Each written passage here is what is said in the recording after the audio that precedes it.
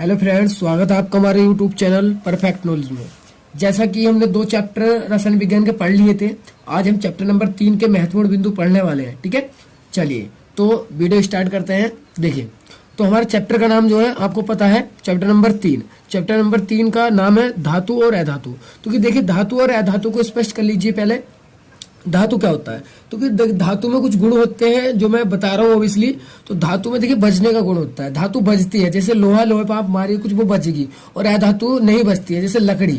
ठीक है, और धातु में हम करंट प्रभावित हो जाता है हमारा, और अधातु में नहीं होता है। ठीक है, धातु में धारा।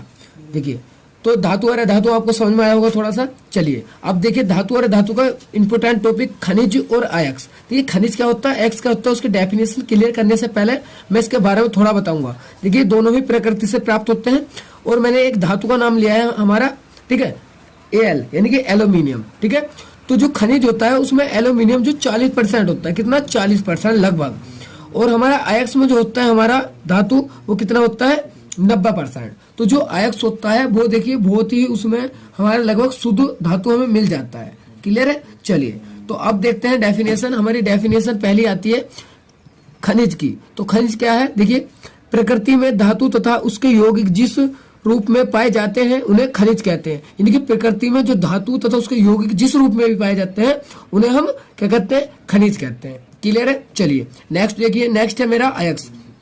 अयस्क क्या होता है, देखिए, बे खनिज, अब खनिज पढ़ लिया हमने, तो खनिज की बात करें कि बे खनिज जिसमें धातु की मात्रा अधिक होती है एवं जिसमें से कम लागत से धातु को प्राप्त किया जा सकता है, अयस्क कहलाते हैं। यानी कि बे खनिज जिसमें धातु की मात्रा अधिक होती है और उन्हें कम खर्च में यानी कम लागत में हम प्राप्त कर लेते हैं, वो क्या होते हैं, हमारे अयस्क होते हैं। ठीक है, चलिए नेक्स्ट देखिए, नेक्स्ट आता है मेरा मैट्रिक्स या आधात्री। मैट्रिक्स और आधात्री क्या होता है, देखिए ध्यान से। अयस्क में प्राय, अयस्क में मुख्य रूप से मिट्टी, बालू, चूना तथा पत्थर आदि अशुद्धियों के रूप में मिले होते हैं। आपने देखा होगा अयस्क, अभी बताया मैंने कि शुद्ध नहीं होता है, इसमें भी कुछ चीजें मिली होती है, जैसे अशुद्धियां।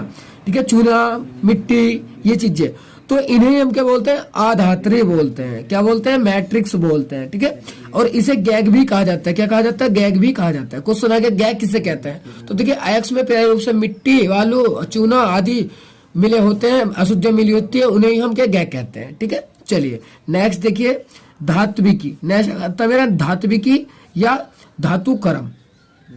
तो धातुकर्म या धात्विकी क्या है वो देखिए, अयस्क में धातु के निष्कर्षण का प्रक्रम करते हैं, यानी कि अयस्क से हम धातु निकालते हैं। अयस्क से क्या करते हैं, धातु प्राप्त करने की कोशिश करते हैं, प्रक्रम करते हैं, यानी कि वही धातु कर्म कहलाती है। क्या कहलाती है, धातु कर्म। यानी कि अयस्क से धातु के निष्कर्षण की प्रक्रिया क्या कहलाती है, धातु कर्म कहलाती है। ठीक है, तो एक बात और, जो वेरी इंपोर्टेंट टॉपिक होंगे मैं उन पे वेरी मोस्ट करूंगा, और जो आपको पढ़ने हैं उन पे मैं ऑलरेडी आपको कहूंगा कि ये आप पढ़ लीजिए। ठीक है, चलिए अब देखते हैं नेक्स्ट टॉपिक।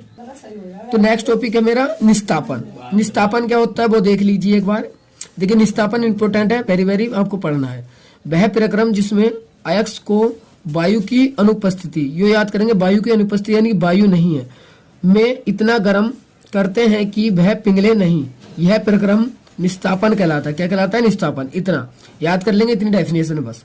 इस प्रक्रम में अयस्क की नमी दूर हो जाती है। इस प्रक्रम में क्या होता है, अयस्क की नमी दूर होती है तथा कार्बोनेट अयस्क अपने ऑक्साइडों में परिवर्तित हो जाते हैं। जैसे एग्जाम्पल इंपोर्टेंट है, याद कर लेंगे। ठीक है, CaCO3 arrow CO plus CO2, ये गैस हमारी निकल गई। ठीक है, निस्तापन समझ में आया होगा। नेक्स्ट टॉपिक आता है मेरा भर्जन। देखिए, तो भर्जन क्या होता है, वह प्रक्रम जिसमें अयस्क को वायु की उपस्थिति में इतना, बस ये उपस्थिति है, ऊपर वाली डेफिनेशन निस्तापन में भर्जन में इतने अंतर है, वहां अनुपस्थिति है, यहाँ उपस्थिति है, में इतना गर्म करते हैं कि वह पिघले नहीं, इस प्रक्रम को भर्जन कहा जाता है। ठीक है, क्या कहा जाता है, भर्जन। इतना ही याद करेंगे। इस प्रक्रम में अयस्क ऑक्सीकृत हो जाते हैं और अयस्क में उपस्थित सल्फर, आर्सेनिक अपने ऑक्साइडों में परिवर्तित होकर बाष्पशील हो जाते हैं। जैसे example S+O2 SO2 4AS arsenic 3 oxygen के 3 अणु लिए और AH2O3 बन गया। ठीक है, चलिए तो आप एग्जाम्पल भी याद करेंगे इसका, भर्जन का इंपोर्टेंट है, ये पूछा जाता बार बार। भर्जन को समझाइए तथा उदाहरण भी दीजिए। नेक्स्ट टॉपिक आता है मेरा प्रगलन। प्रगलन भी कई बार आया है। अयस्क में कोक व उचित गालक मिलाकर मिश्रण को उच्च ताप पर गलाने की प्रक्रिया प्रगलन कहा जाता है। यानी कि आपने अयस्क में कोक व उचित गालक मिलाकर मिश्रण को उच्च ताप पर गलाने की प्रक्रिया को प्रगलन कहा जाता है। इस प्रक्रिया को बात्य भट्टी में संपन्न होती है, यानी सॉरी यह प्रक्रिया बात्य भट्टी में संपन्न होती है। किस भट्टी में संपन्न होती है? बात्य भट्टी में। Example 2FeS plus 3O2 arrow 2FeO plus 2SO2। ठीक है, ये एग्जाम्पल भी याद कर लेंगे इसका। चलिए तो अब देखते हैं नेक्स्ट टॉपिक। तो चलिए नेक्स्ट टॉपिक आता है हमारा गालक। तो गालक क्या होता है वो देख लीजिए कि वे पदार्थ जो अयस्क में उपस्थित अशुद्धियों के साथ क्रिया करके गलनीय धातुमल बनाते हैं। यानी कि वे पदार्थ जो अयस्क में उपस्थित अशुद्धि जो है उसके साथ क्रिया करके गलनीय धातुमल बनाते हैं, गालक कहलाते हैं। ये दो प्रकार के होते हैं। देखिए गालक जो होते हैं दो प्रकार के होते हैं। ठीक है, नंबर 1 आता है मेरा अम्लीय गालक। अम्लीय गालक देखिए पढ़ लेंगे, वे गालक जो क्षारीय अशुद्धियों के साथ क्रिया करके धातुमल बनाते हैं अम्लीय गालक कहलाते हैं। उदाहरण याद कर लेंगे, FeO plus SiO2 arrow FeSiO3। Equation लिख देंगे बस। ठीक है, उदाहरण में। ठीक है, चलिए नेक्स्ट देखिए। नेक्स्ट मेरा क्षारीय गालक। क्षारीय गालक क्या है? वे गालक जो अम्लीय, क्षारीय होंगे तो अम्लीय अशुद्धियों के साथ क्रिया करेंगे, अम्लीय होंगे तो क्षारीय के साथ करेंगे। ठीक है, वे गालक जो अम्लीय अशुद्धियों के साथ क्रिया करके धातुमल बनाते हैं क्षारीय गालक कहलाते हैं। जैसे example SiO2 plus CaCO3 arrow CaSiO3 plus CO2 gas carbon dioxide निकल गई, ये कैल्शियम सिलिकेट बन गया, धातुमल जिसे बोलते हैं। ठीक है, तो ये हो जाएगा। चलिए अब देखते हैं नेक्स्ट टॉपिक। तो अब देखिए धातुमल।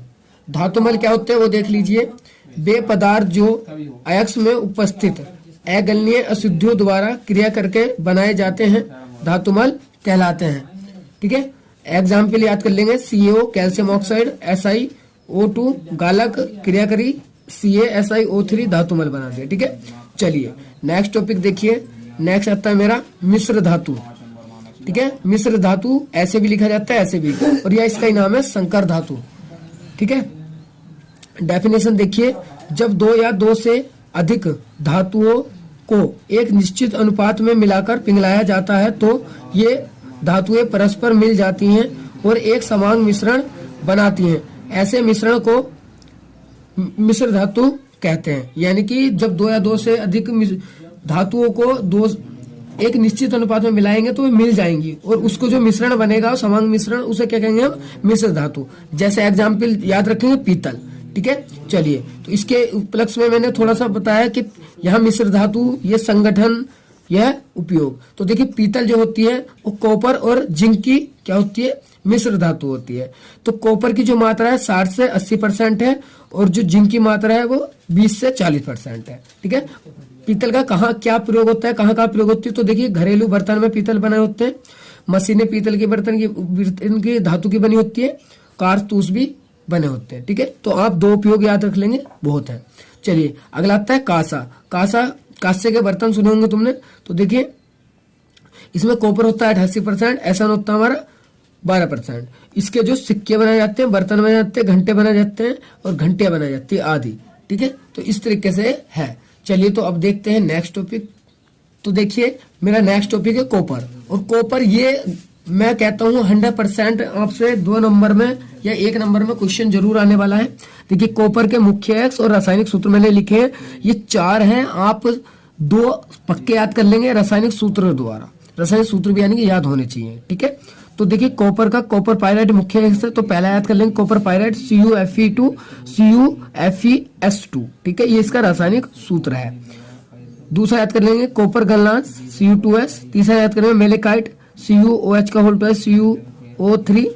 चौथा कर लेंगे क्यूप्राइट Cu2O। या इसका नाम जो ध्यान रखें कॉपर गलनांश का कैलोकोसाइड भी है, कैल्कोसाइड। ठीक है, इस तरीके से आप 2 पक्के याद कर लेंगे, कोई से भी जो आपको अच्छे लगे, और सारे एक बार देख लेंगे कि कॉपर के अयस्क कौन कौन से हैं। ठीक है, बहुविकल्प में भी आ जाता है प्रश्न, इसलिए। चलिए नेक्स्ट आता है मेरा एल्यूमिनियम। एल्यूमिनियम का मुख्य अयस्क बॉक्साइड होता है, इसका सूत्र यह है Al2O3.H2O। ठीक है, क्लोराइड होता है एल्यूनाइट होता है, क्लोरोडियम होता है, लाल नीलम जिसे बोलते हैं, डाइस्पर होता है, गिबराइट होता है। आप कोई सा भी जो आपको अच्छा लगे वो कर लीजिए, जिसका आपको रासायनिक सूत्र हल्का लगे। 2 पक्के याद कर लेंगे, ठीक है। 2 लिखने के लिए देता है कि एल्यूमिनियम के 2x लिखिए तथा उसका रासायनिक सूत्र भी लिखिए ऐसे, ठीक है। चलिए नेक्स्ट आता है मेरा लोहा। लोहा से सब बाकी होंगे, ठीक है। तो लोहे का एक होता है मैग्नेटाइट, फिर हेमेटाइट, तीसरा होता है सिडेराइट और चौथा है आयरन पाइराइट, ठीक है, आयरन पाइराइट, ठीक है। चलिए, और इसके सूत्र बिल्कुल इजी है, आप 2 कोई से भी कर लेंगे, ठीक है। मैग्नेटाइट का होता है Fe3O4, हेमेटाइट का होता है Fe2O3, सिडेराइट का होता है FeCO3 और आयरन पाइराइट का होता है FeS2, ठीक है। इसमें से जो आपको अच्छे लगे 2 याद कर लेंगे। चलिए, तो आज के जो वीडियो में मैंने इस चैप्टर नंबर 3 के मुख्य टॉपिक कवर कर लिए हैं, ठीक है। तो आप इसमें से बाहर नहीं जाने वाला है, इसको अच्छे से देख लीजिए 102 बार। चलिए, अगले चैप्टर कवर करेंगे अगली वीडियो में, तब तक के लिए धन्यवाद।